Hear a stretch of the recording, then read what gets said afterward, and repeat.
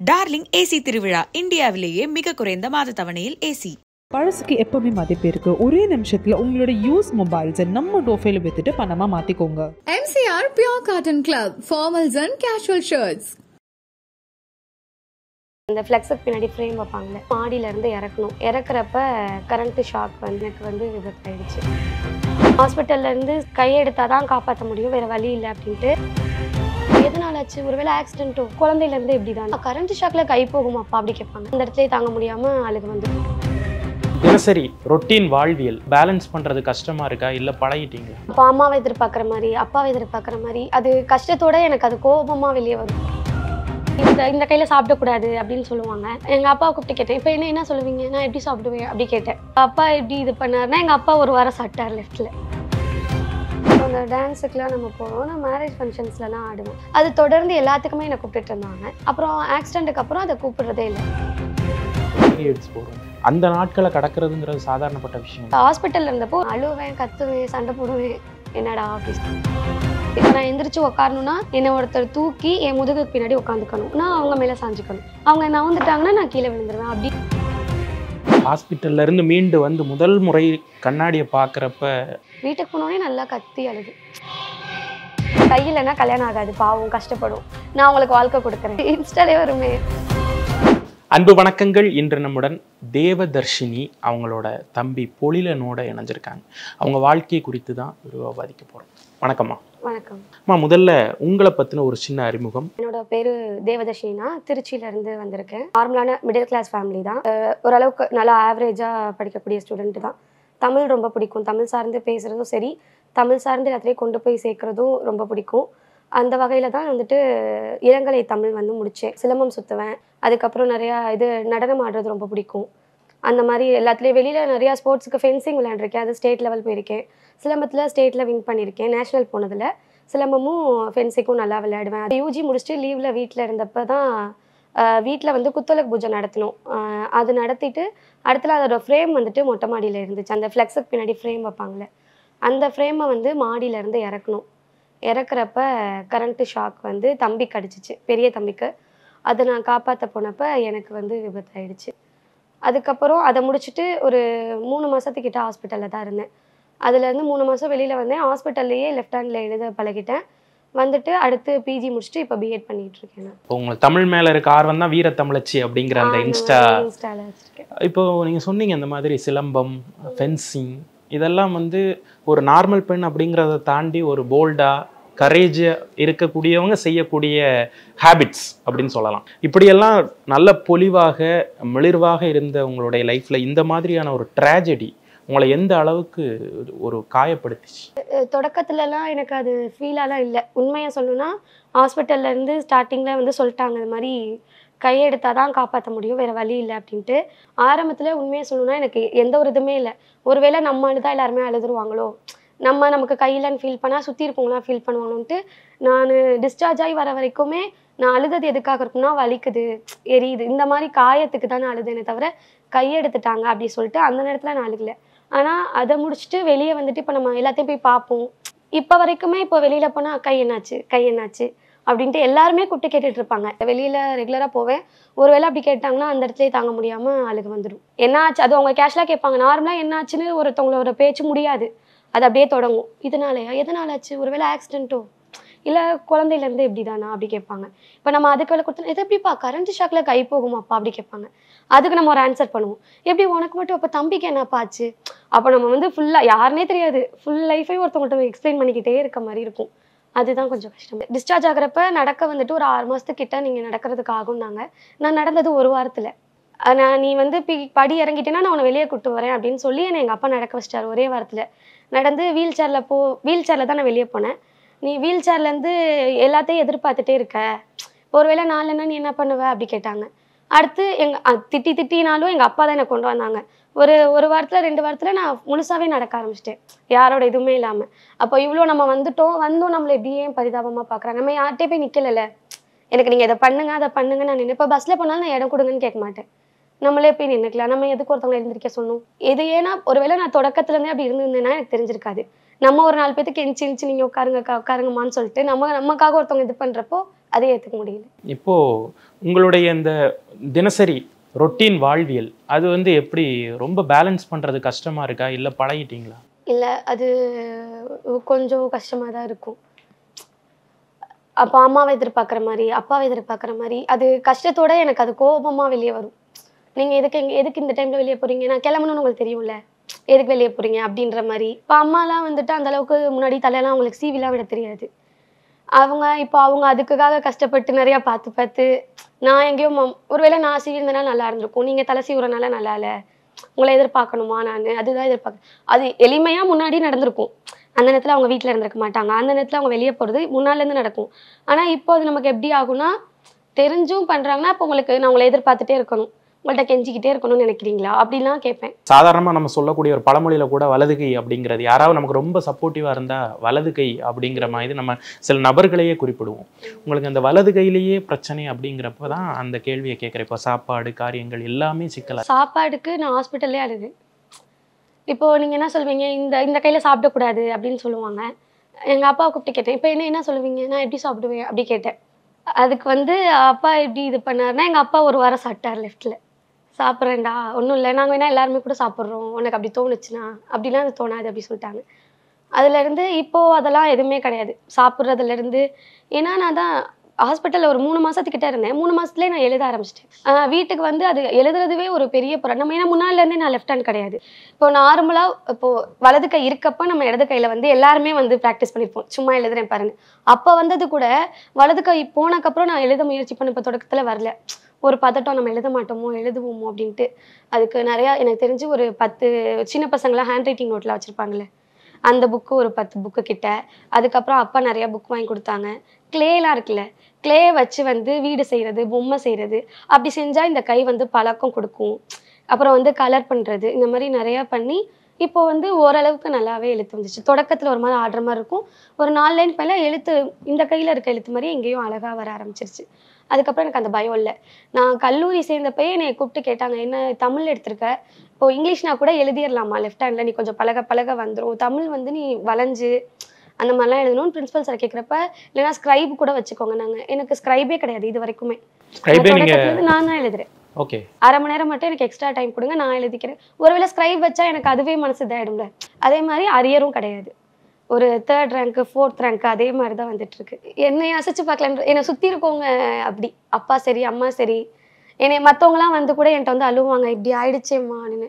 எப்படி ஆச்சு அப்படின்னு எங்கள் வீட்டில் கேட்பாங்க. நல்லா தானே இருக்கா, நீங்கள் அப்பெல்லாம் அவள்கிட்ட பேசாதீங்க. எனக்கு நார்மலாக நடக்க முடியாது, காலில் விரல் கிடையாது, காலை கீழே தோல் வச்சுருக்காங்க. என்ன சொல்லிட்டாங்கன்னா, தரையில் நடக்கக்கூடாது, அப்படி ஏதாவது உனக்கு கிழிச்சிருச்சுன்னா திருப்பியும் தோலை எடுத்து வைக்கிற மாதிரி இருக்கும், அது இன்னொரு ஆப்ரேஷன் மாதிரி இருக்குன்ட்டு அதுக்கு ஒரு தனி ஸ்லிப்பர், அந்த ஸ்லிப்பரை கரெக்டாக ரெஸ்ட் ரூம் போகிறதுக்கு எடுத்து வைக்கிறது, அந்த மாதிரி எல்லா வேலையுமே இப்போது அது முன்னாடினா நாங்கள் போட்டு அடிச்சுக்குவோம், உனக்கு எதுக்கு நான் செய்யணும், எனக்கு எதுக்கு நீ செய்யணும். ஆனால் இது அப்படியே இப்போ மாறிடுச்சு.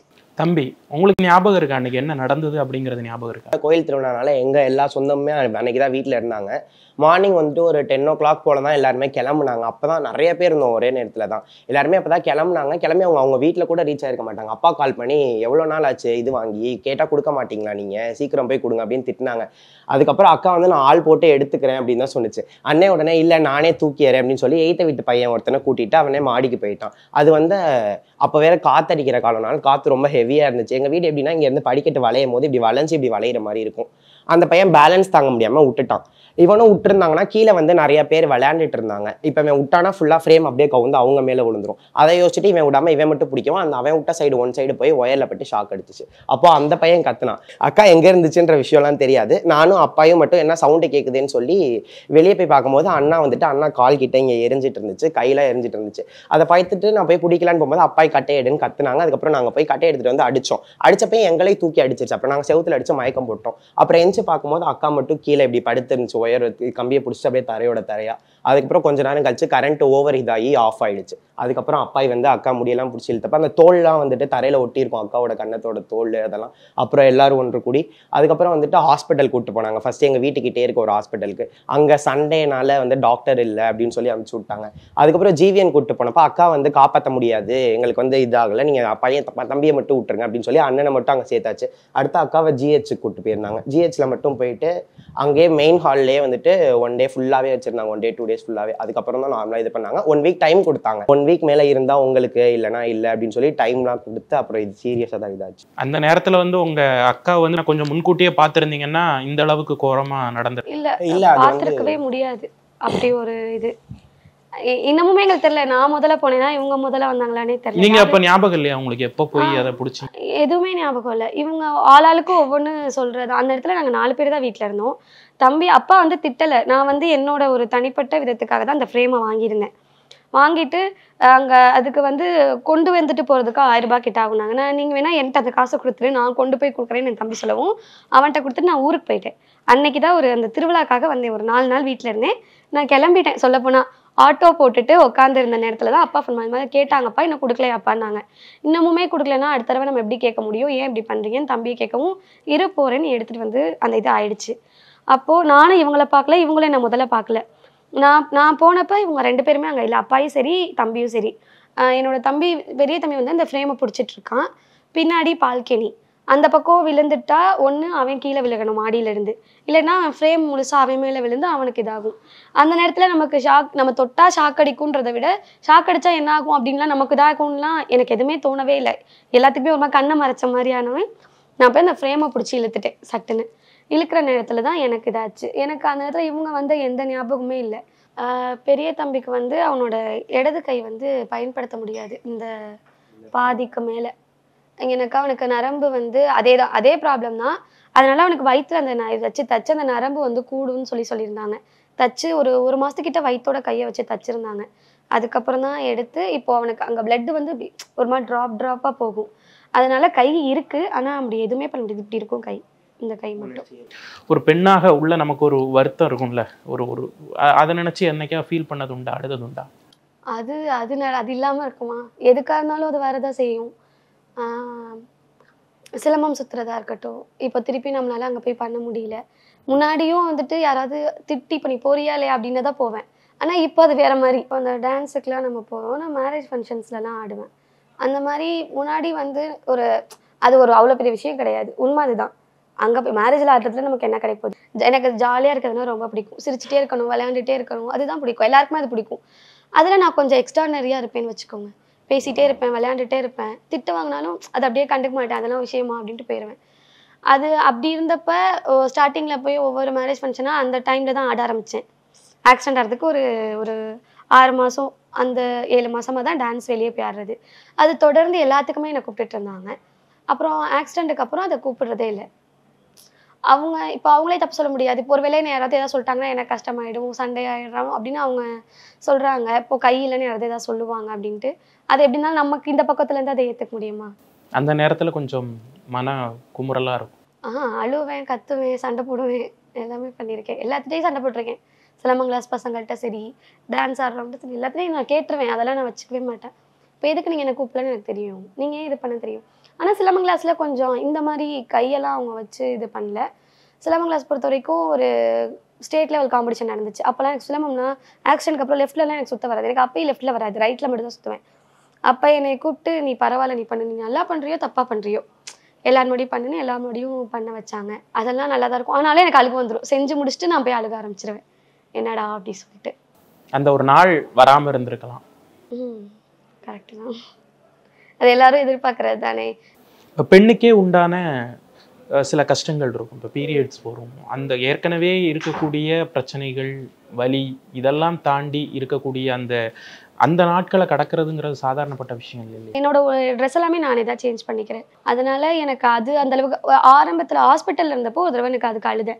ஏன்னா ஹாஸ்பிட்டலில் இருக்கப்போ என்னால் எந்திரிக்க முடியாது, எந்திரிச்சு உட்கார கூட முடியாது. இப்போ நான் எந்திரிச்சு உட்காரணும்னா என்னை ஒருத்தர் தூக்கி என் முதுகுக்கு பின்னாடி உட்காந்துக்கணும், நான் அவங்க மேலே சாஞ்சிக்கணும். அவங்க நவுந்துட்டாங்கன்னா நான் கீழே விழுந்துருவேன் அப்படின்ற ஒரு சிக்கல் இருந்துச்சு. இப்போ தொடக்கத்தில் அம்மா வந்து அடிக்கடி சொல்லுவாங்க, உன்னோட நீ அந்த டைமில் நீ தலைக்கு குளிச்சுட்டு தான் வரணும் அப்படின்னு ஆரம்பத்தில் என்ன சொல்லுவாங்க.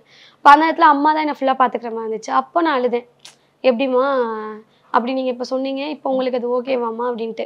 அவங்களாம் அழ ஆரம்பிச்சிட்டாங்க, என்னடா அப்படி சொல்லிட்டு. அதெல்லாம் ஒன்றும் இல்லை, நாங்கள் எதுக்கு இருக்கோம், வேறு எதுக்கு இருக்கோம் நாங்கள் அப்படின்ட்டு. அம்மா அத்தை இப்போ அம்மா பண்ணுறாங்கன்னா அது வேற, அத்தை வந்து வேற. அத்தைனும் ஃபுல்லாக என் கூடயே தான் இருந்தாங்க.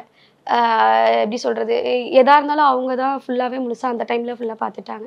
அந்த ஹாஸ்பிட்டலில் இருந்த நான் ஆக்சிடென்ட் ஆகி 3 நாள்லையோ 2 நாள்லையோ பீரியட்ஸ் ஆகிட்டேன். அந்த டைம் எனக்கு ஃபுல்லாகவே அடி. இப்போ வெளியே பார்க்குறப்ப உங்களுக்கு கை இல்லை, இங்கே காயும் அப்படி தெரியும். எனக்கு உடம்பு ஃபுல்லாகவே காயும். இப்போ ட்ரெஸ் போட்டு ஃபுல்லாகவே காயும். இப்போ இந்த இப்போ நான் ஹாஸ்பிட்டல் இருந்தப்போ பார்த்தீங்கன்னா இங்கே கட்டு போட்டிருப்பேன், இங்கே கட்டு போட்டிருப்பேன், இங்கே கட்டு போட்டிருப்பேன், இங்கே கட்டு போட்டிருப்பேன், இங்கே கட்டு போட்டிருப்பேன், இந்த காலில் கட்டு போட்டிருப்பேன். அப்போ கட்டு போடாத இடமே இல்லாத மாதிரி தான் ஹாஸ்பிட்டலில் இருந்தேன். இந்த ஒரு விபத்துக்கு பிறகு மனித உறவுகள் பார்க்குறப்ப உங்களுக்கான புரிதல் என்ன? பொருளாதாரமாக அவ்வளோ இல்லை. ஒருவேளை நம்ம அந்த அளவுக்கு இருந்திருந்தா நம்ம கூட அவங்க இருந்திருந்தாங்கன்னா சாதாரணமாக கடந்து போயிருக்கலாம். நம்ம பொருளாதாரத்துலேயும் கீழே தான் இருக்கும். ஆனால் எங்களை சுற்றி அவ்வளோ பேர் இருப்பாங்க. இன்னைக்கு டாக்டர் வந்து நான்வெஜ் சாப்பிடலான்னு ஒரு வார்த்தை தான் சொன்னாங்க. ஒரு 4 பேர் வந்து நிற்பாங்க, இது சாப்பிட்றியா, இது சாப்பிட்றியா, இது சாப்பிட்றியா, எல்லாத்துலேயும் ஒரு வாய் வச்சுட்டு படுத்துருவேன். அவ்வளோதான் நான் சாப்பிடுவேன். எனக்கு இது வேணும். இப்போது என்னோட ஃப்ரெண்ட்ஸில் நான் ஃபோன் பண்ணி எனக்கு கறி தோசை சாப்பிடணும் போல இருக்குது அப்படி தான் சொல்லுவேன். அவங்க திருச்சியிலே எங்கே பெஸ்ட்டு, அங்கே போய் தான் வாங்குவோம். கையில் இப்போ நிறையா ஆர்டிஃபிஷியலாக வந்துருச்சு, வச்சுக்கலாம். அப்படி இல்லைன்னா நம்ம வந்துட்டு டிரான்ஸ்பிளான்ட் பண்ணுற மாதிரி நம்ம வந்து பண்ணலாம், நீ எதுக்கு பயப்படுற அப்படின்னு சொன்னது. அப்புறம் என்னோட ஆக்சிடென்ட்டுக்கு அப்புறம் முதல் பிறந்த நாள் வந்துச்சு. அது ஒரு மறுபிறவி தானே, அதுவும் முதல் பிறந்த நாள் மாதிரி.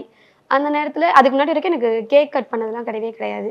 அது நாங்கள் நல்லா அது ரொம்ப பர்த்டேனா ஜாலியாக இருக்கும், நல்லா வெளியே போவோம். ஆனால் கேக் கட் பண்ணுறதுல அதுலலாம் அந்த கவனம் கிடையாது. எங்கள் அப்போட ஃப்ரெண்ட்ஸ் எல்லாருமே வந்துட்டாங்க கேக் வாங்கிட்டு.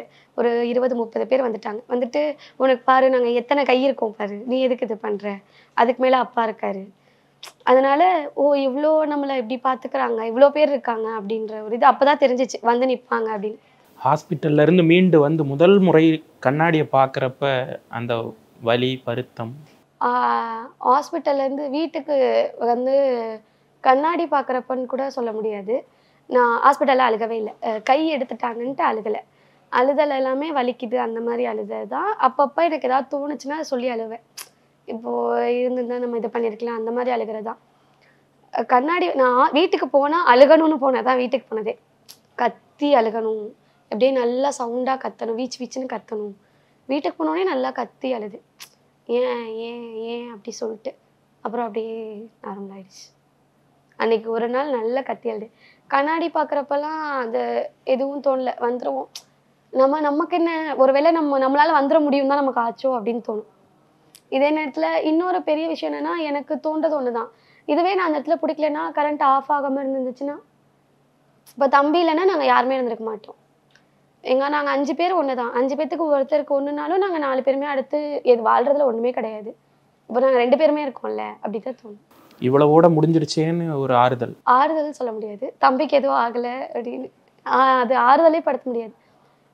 முழுதாக இப்போது எப்படி சொல்கிறது, ஆறுதலேன்னு வார்த்தை எனக்கு வரல. ஆறுதல் எப்படி சொல்ல முடியும், அதுதான் அது அவ்வளோதான் அப்படின்னு அப்படியே முடிச்சுக்கிட்டாச்சு.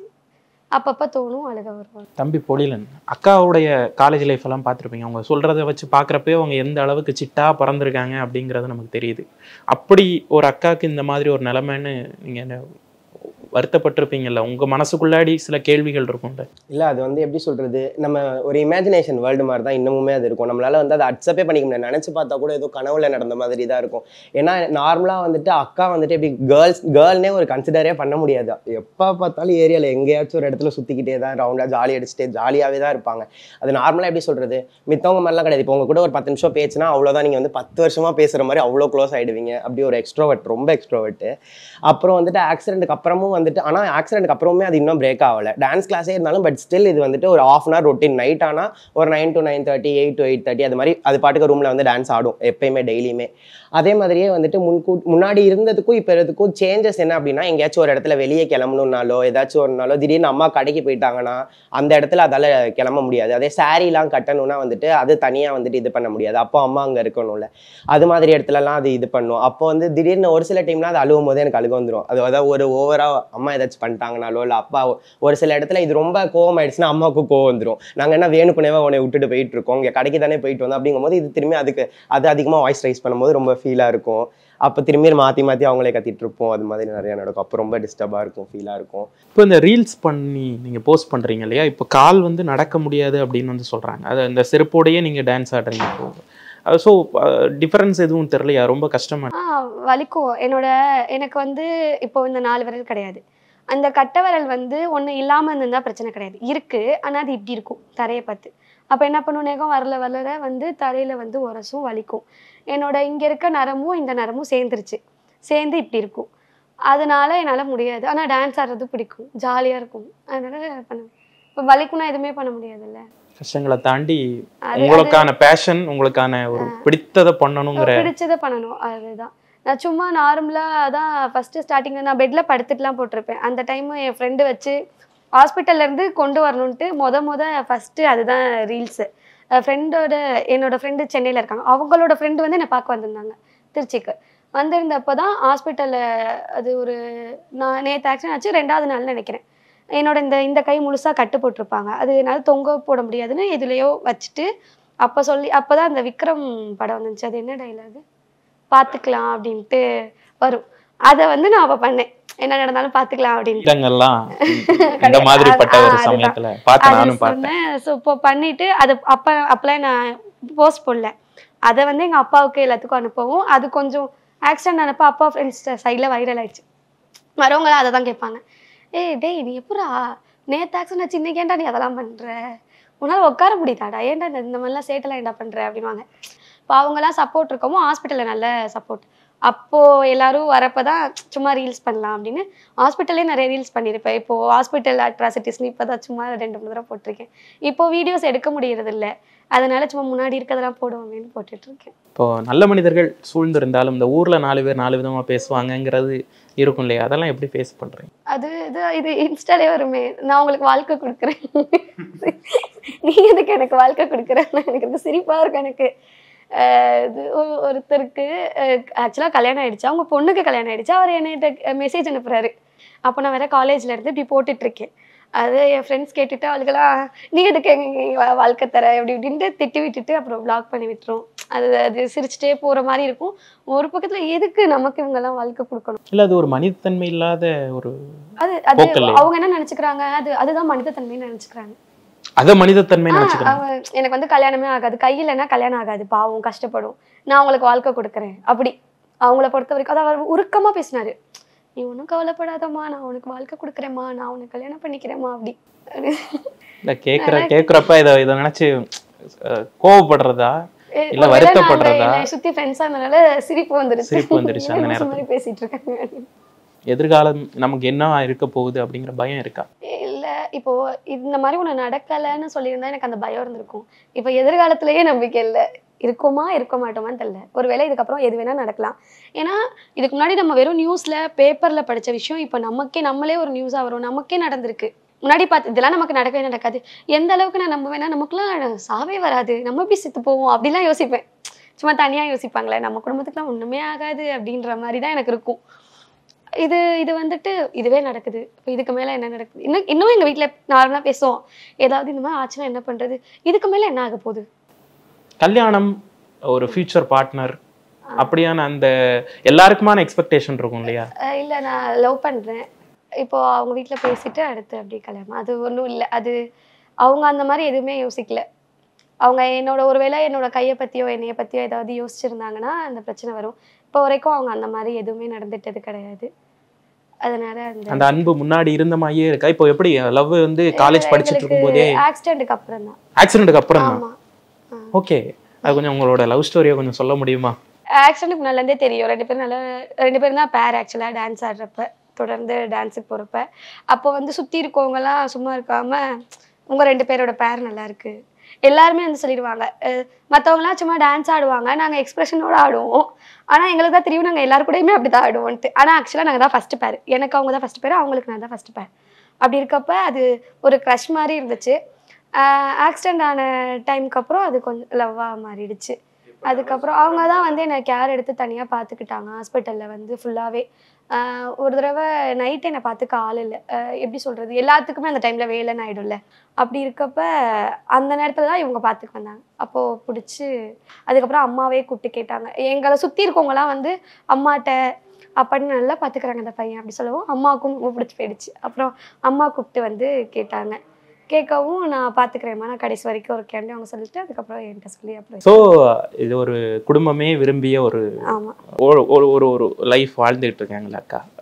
அதை பார்க்குறப்ப ஒரு தம்பியாக நீங்கள் அடுத்தடுத்து கூட இருக்கணும் அப்படிங்கிற அந்த பாண்டிங் இருக்கு இல்லையா, முன்னாடி இருக்கிறத விட இப்போ ரொம்ப ஜாஸ்தியா இருக்குன்னு நினைக்கிறீங்க? ஃபியூச்சரில் வந்து நான் வந்து ஸ்ட்ராங் ஆகிட்டேன் அப்படின்னா, ஃபியூச்சரில் நல்லா இதாகிடுச்சுன்னா வந்துட்டு என்னோட ஸ்ட்ராங்னஸோட மொத்த இதையும் இதுக்கு கொடுத்து நம்ம இன்னும் இதை ஸ்ட்ராங் ஆகணும்.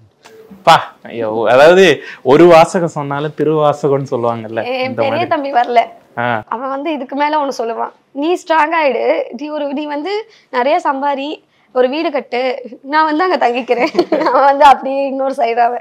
இப்போ உங்களை மாதிரி நிறைய பேர் வந்து டிசேபிலிட்டியால பாதிக்கப்பட்டு வாழ்க்கையே முடிஞ்சிருச்சு அப்படின்லாம் நிறைய பேர் வந்து வீட்டுக்குள்ள அடங்கி கிடக்குறாங்க. அவங்களுக்கெல்லாம் நீங்க சொல்லக்கூடிய ஒரு செய்தியா, உங்களுடைய வாழ்க்கையே ஒரு செய்தியா நீங்க என்ன சொல்லுவீங்க? இப்படிதான் இருக்க போறோம்னு ஆயிடுச்சு, இதுல நம்மளால பெஸ்ட் என்ன பண்ண முடியும், இதுல இருந்து வெளியே வர்றதுக்கு என்ன பண்ண முடியும்? எல்லாருமே மனுஷங்க தான்.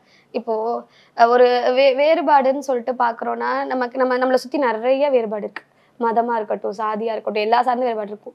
எல்லாத்தையுமே பார்க்கக்கூடாதுன்னு சொல்றப்ப நம்ம இதையும் பார்க்கக்கூடாது, இதையும் நம்ம பயன்படுத்திக்க கூடாதுன்னு நினைப்பேன். அவ்வளவுதான். தேவதர்ஷினி, உங்களுடைய வாழ்க்கையை மேம்படுத்த அடுத்த கட்டத்துக்கு இன்னும் நீங்க பயணிக்க நீங்க எதிர்பார்க்கக்கூடிய உதவி என்ன? உதவின்னு பார்த்தா, நம்ம ஆல்ரெடி இது போட்டிருக்கோம், கேஸ் வந்து போட்டிருக்கோம். அந்த நம்ம என்ன டிரான்ஸ்ஃபார்ம்ல மெயினாக இதானதுனால ஏதாவது ஒரு அரசு வேலையா இருந்தால் சரியா இருக்கும். ஏன்னா இப்போ நான் இதுக்கு வந்து வேற எங்கேயுமே வேலை, ஒரு ப்ரைவேட்டாக ஒரு இடத்துக்கு நம்ம வேலைக்கு போகிறோம்னு வச்சுக்கோங்க, அந்த இடத்துல நம்மளால அந்த அவங்க நம்ம இதுதான் வேணும் அப்படின்னு சொல்லிட்டு டிமாண்ட் பண்ண முடியாது. இப்போ அரசு வேலையாக இருக்கப்போ நம்மளே கூட அதை எடுத்து பண்ணிக்கலாம் அப்படின்றதான். எனக்கு ஆசிரியராக போகணும் அப்படின்றதான், எனக்கு வந்து பேராசிரியராக போகணுன்றதான். நெட்டுக்கு வந்து நான் படிச்சுட்டு இருக்கேன், இப்போ எழுதியிருக்கேன், தடவை நெட்டில் வந்து வந்துடும் நினைக்கிறேன். இப்போ அது சார்ந்து கொண்டு போகிறது தான், ஒரு கல்லூரியில் வந்துட்டு பேராசிரியராக பண்ணணும் அப்படின்னு தான். அது உங்களுடைய வாழ்க்கைக்கான அந்த வாழ்வியல் ஓட்டத்துக்கும் ரொம்ப ஏதுவா இருக்கும்னு நினைக்கிறீங்க? அரசாங்கம் இந்த ஒரு உதவிக்காக ஏதாவது அணுகிருக்கீங்களா இதுவரை? ஏதாவது இப்போ சிஎம் செல்லுக்கு போட்டிருக்கேன், அதுல இருந்து இன்னும் எந்த பதிலும் வரல. சிஎம் செல்ல போட்டிருக்கேன், அப்புறம் ஒரு வழக்கறிஞரை வச்சு வழக்கு வந்து போட்டிருக்கோம், இன்னும் அது இப்போதான் ப்ராசஸ்ல இருக்கு. தாங்க முடியாத வலிகளை கூட உங்களுடைய தன்னம்பிக்கையாலையும் அந்த சிரிச்ச முகத்தாலையும் போல்டான ஒரு என்ன சொல்றது, அதை இரும்புன்னு சொல்லவா இல்லை என்னன்னு சொல்ல தெரில, அந்த அளவுக்கு உங்களுடைய மன தைரியம் வந்து உங்களை வந்து வழி நடத்துது. உங்களுடைய மொத்த குடும்பத்துக்கு உண்மையிலேயே வந்து ஒரு பெரிய சல்யூட் தான் அடிக்கணும். இவ்வளவு நேரம் உங்களுடைய வாழ்க்கையை எங்களோட பகிர்ந்துகிட்டது ரொம்ப நன்றிமா. நன்றி. டார்லிங் ஏசி திருவிழா, இந்தியாவிலேயே மிக குறைந்த மாத தவணையில் ஏசி. பழசுக்கு எப்பவுமே மதிப்பு இருக்கு. ஒரே நிமிஷத்துல உங்களோட யூஸ் மொபைல்ஸை நம்ம டோஃபைல வித்துட்டு பணமா மாத்திக்கோங்க. MCR Pure Cotton Club, formals and casual shirts.